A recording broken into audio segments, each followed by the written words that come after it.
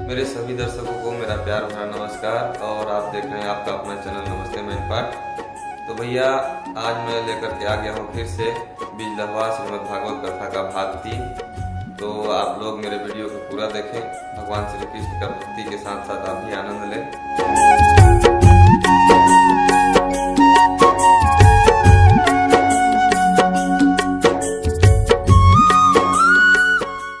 तो ये मायने नहीं रखता, ये मन लग जाना चाहिए बस भगवान में। उसी चीज की प्राप्ति होती है जहां हमारे मन का अटैचमेंट होता है। इसलिए कहते हैं कि अंतिम समय में भगवान को याद करो, याद करो, याद करो। अब जिंदगी भर तो कभी राम नहीं बोला तो मरते समय मुंह से कहां से राम निकले। वो मरता हुआ वो बाबा जी बहुत कोशिश करता है कि राम बोल दूं। आसपास के लोग भी बोलते हैं कि राम बोलो, राम बोलो, पर उसके मुंह से नाम ही नहीं निकलता। राम का नाम ही नहीं निकलता उसके मुंह से। और ये दुनिया वाले चैन से मरने भी तो नहीं देते। जब मरने का समय आता है आसपास लोगों की भीड़ हो जाती है। बाबा पहचान रहे हो, मैं ये फलाना हूँ। वो जा रहा है कहीं और उसको हम अपनी पहचान बता रहे हैं। मुझे पहचान रहे हो? आंखें दिखाई दे रही है, हिला के डुला के उसको पूछते हैं मुझे पहचानते हो? मतलब मरने वाले को हम चैन से मरने भी नहीं देते। वो कहां से भगवान याद करे। और बड़ा सोचते हैं ना कि हमारे वो तो हमसे बहुत प्यार करते हैं, हमारा ये हमसे बहुत प्यार करता है। कोई किसी से प्यार व्यार नहीं करता। हम सोचते हैं हमारे मरने पर बहुत कुछ फर्क पड़ेगा, बहुत कुछ चला जाएगा। वो हमारे बिना जी नहीं सकता, वो हमारे बिना रह नहीं सकता। सब जी लेते हैं, किसी को कोई फर्क नहीं पड़ता। अरे मरने के बाद 10 दिन बाद तो रसगुल्ले बढ़ते हैं सब तरफ। और जिसको आपने बोला था ना कि ये मेरे बिना जी नहीं सकता, वो कहता है अरे भैया एक और रसगुल्ला और देना, बड़ा अच्छा बना है। अदरक वाली चाय बढ़ती है। जब घर में कोई मरता है ना, पड़ोसी वाले चाय पानी पूछने आते हैं और उस दिन और बढ़िया चाय बनती है, अदरक वाली चाय। तो कहते थे ना हमारे मरने के बाद ऐसा होगा वैसा होगा, वो देख ले। मरने पर कुछ नहीं होता, रसगुल्ले बढ़ते हैं, रसगुल्ले। इसलिए इस भ्रम में मत रहना कि ये फलाना हमारे बिना नहीं जी सकता, मेरे चले जाने के बाद इनका क्या होगा। सब बढ़िया होता है और बढ़िया होता है, इसलिए इनकी चिंता मत करना। कभी अपने रिश्तेदारों का भरोसा मत करना, सब जी लेते हैं। अपनी चिंता करो कि तुम्हें कहाँ जाना है, तुम्हें क्या करना है। ये बेटे, ये नाती, ये इस मोह माया से बाहर उभरिए, कुछ समय अपने लिए निकालिए। हमारा भी कोई अस्तित्व है, हम क्यों आए दुनिया में, हमें क्या करना है, अपने लिए समय निकालिए। एक शिष्य के एक गुरु जी थे। वो शिष्य अपने गुरु जी से पूछता है कि हे गुरु जी, क्या आप बता सकते हैं कि मैं कब मरूंगा? तो गुरु जी कहते हैं कि बेटा मुझे नहीं पता तुम कब मरोगे, ये कोई नहीं जानता। वो गुरु जी शिष्य को लेकर के यमराज जी के पास जाते हैं और यमराज को पूछते हैं कि बताओ ये कब मरेगा। यमराज जी कहते हैं मैं भी नहीं जानता कि ये कब मरेगा। तो शिष्य को लेकर पहुंचे वो मृत्यु देवता के पास। स्वयं मृत्यु देवता से पूछते हैं कि बताओ ये कब मरेगा। मृत्यु देव कहते हैं मैं नहीं जानता कब मरेगा। तो गुरुजी शिष्य को लेकर पहुंचते हैं ब्रह्मलोक में ब्रह्मा जी के पास। खाता खुलवा के दिखाते हैं कि बताइए ब्रह्मदेव ये कब मरेगा। ब्रह्मा जी कहते हैं कि ये जब अपने गुरु जी को लेकर यमराज का दर्शन करेगा, मृत्यु देवता का दर्शन करेगा और अंत में ब्रह्मदेव यानी मेरा दर्शन करेगा, उसके बाद ही ये मर जाएगा। और तभी शिष्य मर गया प्रेम से कहेंगे तो कभी आ जाए ये मृत्यु हम कोई नहीं जानता, पर आएगी जरूर। कंस को भी पता था कि मेरा काल है, फिर भी बुला लिया, क्योंकि काल को कोई नहीं रोक सकता। अच्छा, ये कंस मरा तो देखिए वहां पे मेरे ठाकुर जी काफी दिन तक रुके मथुरा में, अपनी मैया देवकी से मिलते हैं, वसुदेव बाबा से मिलते हैं। बहुत दिन बाद आज मुलाकात हुई है। छोड़ के गए थे, पैदा होते ही भाग गए थे, और आज मिले अपनी मैया बाबा से। एक दिन की बात है, ध्यान से सुनना। कन्हैया अपने कक्ष में विश्राम कर रहे थे मथुरा नगरी में, तो मैया देवकी भोजन की थाली सजा के लाती हैं कि अपने बेटे को मैं अपने हाथ से भोजन कराऊंगी। जब वो थाली लेके आ रही थी तो ठाकुर जी मैया देवकी को देखते ही आज उनको अपनी मैया यशोदा की याद आ गई। कई वर्ष बीत गए मथुरा में कन्हैया को, पर लौट के नहीं आए थे। देवकी को देखते ही कन्हैया रो पड़े, मैया यशोदा याद आ गई। तो देवकी घबरा गई कि क्या हो गया कन्हैया को। वसुदेव जी को बुलाया, देखिए महाराज कन्हैया रो रहा है। वसुदेव जी आते हैं, देखते हैं लाला रो रहा है। वसुदेव जी कहते हैं, हे देवकी, अभी हम लाला के स्वभाव से उतने परिचित नहीं हैं। जिस मैया यशोदा ने इसको बचपन से पाला है, बढ़ाया है, वो मैया इसके स्वभाव से ज्यादा परिचित है। हम अभी अनजान हैं, इसलिए लाला हमसे तो बात नहीं करेगा, हमें तो नहीं बताएगा। तो फिर किसको भेजे? तो उद्धव जी को भेजा। उनके परम खास सखा थे उद्धव जी।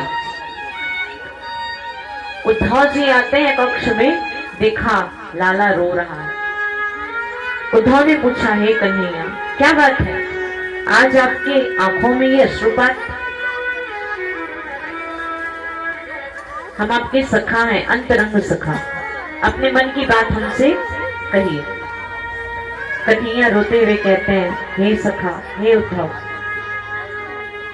मैं जब यहाँ आया मथुरा में तो अपनी मैया यशोदा को ये बोल के आया था कि मैया मैं बहुत जल्दी आपके पास वापिस आ जाऊंगा। और आज मुझे मथुरा में आए हुए लगभग 100 वर्ष पूरे हो गए। कितने? 100 वर्ष। और मैं लौट के नहीं आया। मैं कितना निर्दयी हूं। मैंने अपनी मैया के विश्वास को तोड़ दिया। मैंने उनके दिल को बहुत ठेस पहुंचाई है। मेरी मैया आज भी मेरा उतने ही मन से इंतजार करती होंगी कि बस मेरा बेटा आ रहा होगा, मेरा बेटा आ रहा होगा। और मैं इतना निष्ठुर निकला कि मैं अपनी माँ यशोदा को छोड़ के झूठ बोल के आ गया। वो गोपियां जो मुझे देखे बिना भोजन तक नहीं करती थी, आज मैं अपनी गोपियों को छोड़ के मथुरा आया। वो रोज मेरा रास्ता तकती होंगी कि कब कन्हैया आएगा, कब कन्हैया आएगा। मैंने तो अपनी राधा से भी झूठ बोल दिया। अब तो इतने समय बीत गए, जब मैं जाऊंगा तो क्या पता मेरी मैया मुझे पहचानेंगी या नहीं। और ये सोच के कि मुझे आज ब्रजमंडल की बहुत याद आ रही है, और पता नहीं मैं कब अपने ब्रजमंडल में वापस जाऊंगा। आज ठाकुर जी सोच के रोने लगे कि हे उद्धव, मुझे अपने ब्रज की बहुत याद आ रही है, मुझे अपनी मैया यशोदा की बहुत याद आ रही है। उद्धव जी इन बातों को सुन करके मुस्कुराने लगे कि वाह प्रभु, आप भी क्या गजब के लीलाधारी हैं, लीला कर रहे हैं। आज जो निर्गुण निराकार परमेश्वर है, वो किसी की याद में देखो तो रो रहा है। कण कण में घट घट में जिसका वास है, वो परम पिता परमेश्वर देखो तो किसी की याद में कैसे आंसू बहा रहा है, कैसे रो रहा है। कन्हैया कहते हैं, तुम्हें ज्ञान तो बहुत है, पर तुमने प्रेम का पाठ नहीं पढ़ा है कि प्रेम का रस क्या होता है। एक बार तुम जाओ गोकुल, और गोकुल में जाके तुम मेरी गोपियों से मिल के आओ, दर्शन करके आओ मेरे ब्रजमंडल का, मेरी मैया से मिल के आओ। और भगवान ने उद्धव को भेजा कहाँ? गोकुल में। रथ पे चढ़ के आए, रथ पे चढ़ के ब्रजमंडल में प्रवेश हुआ उद्धव जी का। गोपियां रास्ते में बैठी रहती थी रोज सुबह कि आज शाम तक आ जाएंगे, आज शाम तक आ जाएंगे। जब अंधेरा हो जाता, कन्हैया नहीं दिखते तो घर चली जाती मायूस होके। आज भी कृष्ण की प्रतीक्षा में बैठी थी, देखा कि दूर से कोई रथ आ रहा है तो लगा कि कन्हैया आ रहे हैं। झट से खड़ी हो गई। धीरे धीरे धीरे धीरे रथ पास में आने लगा और रथ रुका और उद्धव जी महाराज रथ से उतरे, गोपियों के बीच में गए। सारी गोपियों को देख के प्रणाम किया कि ब्रजमंडल की सारी गोपियों को उद्धव का प्रणाम। हे गोपियां, मुझे आपके प्यारे कृष्ण ने भेजा है आपका पता लेने, आपका समाचार लेने। गोपियां कहती हैं, वाह प्रभु, आप इतने निष्ठुर निकले, आपको हमारी याद भी नहीं आती। स्वयं तो नहीं आए, अपने सखा को भेज दिया हमारा समाचार लेने। उद्धव गोपियों को ज्ञान का पाठ पढ़ाने लगे कि तुम क्यों कृष्ण कृष्ण करके इतना रोती हो। वो तो निराकार निर्गुण परम ब्रह्म है, उस ब्रह्म की उपासना करो, उस निर्गुण ब्रह्म की उपासना करो जिनके ना हाथ होते हैं, ना पैर होते हैं, ना कोई आकार होता है। उस परमात्मा में तुम अपना मन लगाओ। गोपियां कहती है, हे उद्धव, सही बात है, आप बहुत बड़े ज्ञानी हैं, आपको ब्रह्म ज्ञान है, हमें तो कोई ब्रह्म ज्ञान नहीं है।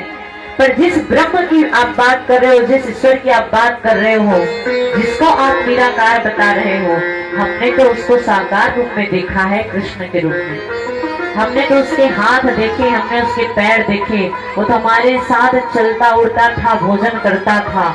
हमने तो उसको साकार रूप में प्यार किया। इसलिए हम किसी निराकार को नहीं जानते, हम किसी निर्गुण ब्रह्म को नहीं जानते। आपके निराकार ईश्वर की उपासना हम कैसे करें? हमें तो भगवान ने एक मन दिया, वो तो चला गया गोविंद के पास, वो तो चला गया कृष्ण के पास, अब दूसरा मन कहाँ से लाए? उद्धव जी गोपियों की बात को सुनकर प्रणाम करते हैं और मैया यशोदा का पता पूछते हुए आगे बढ़ते हैं। गोपियां कहती हैं, जाइए महाराज, ये नदी दिख रही है ना, इस नदी के किनारे किनारे चलते चलते जाना, जहाँ पे नदी समाप्त होती है वही मैया यशोदा का महल है। उद्धव जी नदी के किनारे से होते हुए चलने लगे। ये नदी कौन सी नदी है? गोपियां कहती हैं, ये कोई साधारण नदी नहीं है। जब से कन्हैया माँ यशोदा को छोड़ के गया है तो अपने लाला की याद में मैया ने इतने आंसू बहाए हैं, इतने आंसू बहाए हैं कि आंसुओं की जलधारा आज नदी बनके बह रही है और वहीं आपको मैया यशोदा का ठिकाना मिल जाएगा। उद्धव जी आज प्रेम का दर्शन कर रहे हैं कि प्रेम कैसा होता है। पहुंचे जब मैया यशोदा के घर के पास, अंदर जाके देखा तो मैया मौन बैठी। उद्धव ने चरण स्पर्श किया, मैया यशोदा आपको प्रणाम, मैं उद्धव आया हूँ मथुरा से, आपके कृष्ण का समाचार लेके आया हूँ मैया, मेरा नाम उद्धव है। यशोदा कहती है, धीरे बात करिए, धीरे बात करिए, अभी मेरा लाला सो रहा होगा कक्ष में, उसकी नींद टूट जाएगी, मेरा कन्हैया सो रहा होगा। उद्धव जी कहते हैं, हे मैया, आप कौन से निद्रा में चली गई हैं? कृष्ण तो मथुरा में है, आप किस लाला की बात कर रही हैं? आपका कन्हैया मथुरा में है। जब दोबारा सुना कान में कि कन्हैया मथुरा में है तो यशोदा धड़ाम से जमीन पे गिर पड़ी और रो पड़ी। व्याकुल हो गई, लाला लाला पुकारने लगी। उद्धव ने प्रणाम किया, आगे बढ़े, नंद बाबा से मिलने गए। नंद बाबा की श्रवण शक्ति, आंखों की देखने की शक्ति समाप्त हो गई है। नैन इसी इंतजार में थे कि कब लाला आएगा, कब लाला आएगा, और इंतजार करते करते आंखों की रोशनी चली गई, कृष्ण नहीं आए। आज उद्धव जी की ज्ञान की सीढ़ियां खिसकने लगी और प्रेम के रंग में रंग गए उद्धव जब दर्शन किया ब्रजमंडल का, और सबके चरणों को प्रणाम करते हुए, स्तुति वंदन करते हुए आज बहुत दिन बाद उद्धव जी वापस मथुरा को लौट के आ रहे हैं। आज उद्धव जी की दशा कुछ अलग है। ये पहले वाले उद्धव नहीं थे जिनको ज्ञान था।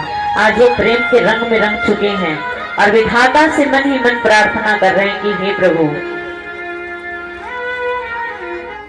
वंदे नंद ब्रज स्त्रीणां पादरेणुमभीक्षण